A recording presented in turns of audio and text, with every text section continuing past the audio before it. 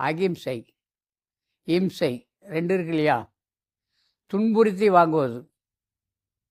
அப்போ மனதை உருக்கம் உண்டாக்கி, இரக்கம் உண்டாக்கி, தயவு உண்டாக்கி பெறுதல்.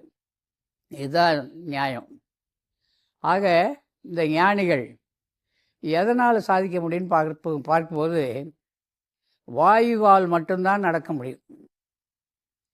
ஏன்னா இந்த உடல் எடுத்து வந்ததே வாயு, உடலை விட்டு நீங்காமல் இருப்பது வாயு. இந்த வாயு என்ற அந்த பொருள் நீங்குமானால் நம்ம கதை முடிஞ்சது.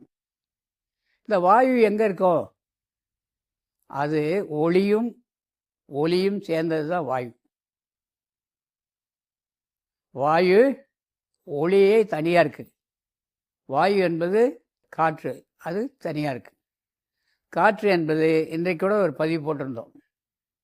காற்று என்பது காதுக்கு கருவி. காதுக்கு ஏற்றது தான் காது. எதனால் அசையுது? காற்று கருவி காது. கண் என்ன கருவி? ஒளி கருவி. ஒளி. நாம் ஒளியும் ஒளி சித்திரம்லாம் கேட்டோம் ஒரு காலத்தில். இப்போ டிவியில் ஒளியும் பார்த்த காலமும் இருந்தது. ஆக நம்முள்ள ஒளியும் எங்கே இருக்குது? கண்ணுக்கும் காதுக்கும். 2 கண்களுக்கும் 2 காதுக்கும் மையத்தில் ஏதோ ஒரு சுழற்சி. அதை தான் ஞானிகள் அனுபவித்தார்கள். அந்த சுழற்சியை கண்டு என்ன சொன்னாங்க? அங்கே ஒரு சுழற்சிக்கு ஒரு நரம்பு மையம். நரம்புனாலே காற்று தான். நாடினா காற்று தான்.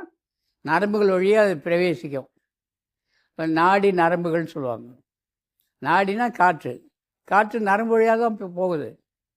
நம்ம தலைக்குள்ளே ஒவ்வொருடைய உடல்லையும் எவ்வளவு முடி இருக்கும், அவ்வளோ முடி அளவு பின்னி பிணைந்திருக்கு மூளையினுடைய உள்பகுதி. அதில் ஒரே ஒரு மயிர் பருமன், ஒரு நாடி. காற்று போகவில்லை, ஏதோ ஒரு அசைவு நின்று போய்விடும். அதை தான் என்ன சொல்ல வராங்க? ஸ்ட்ரோக். ஆங்கிலத்தில் என்ன சொல்லுவாங்க? ஸ்ட்ரோக். நின்று போச்சு, ரத்தம் அங்கே ஓடலை. அப்போ ஓடணுன்னா அங்கே என்ன வேணும்? காற்று வேணும். அப்போ இந்த காற்றை என்ன பண்ணலாம்? எல்லாவற்றையும் சாதிப்பது இந்த காற்று ஒன்று தான்.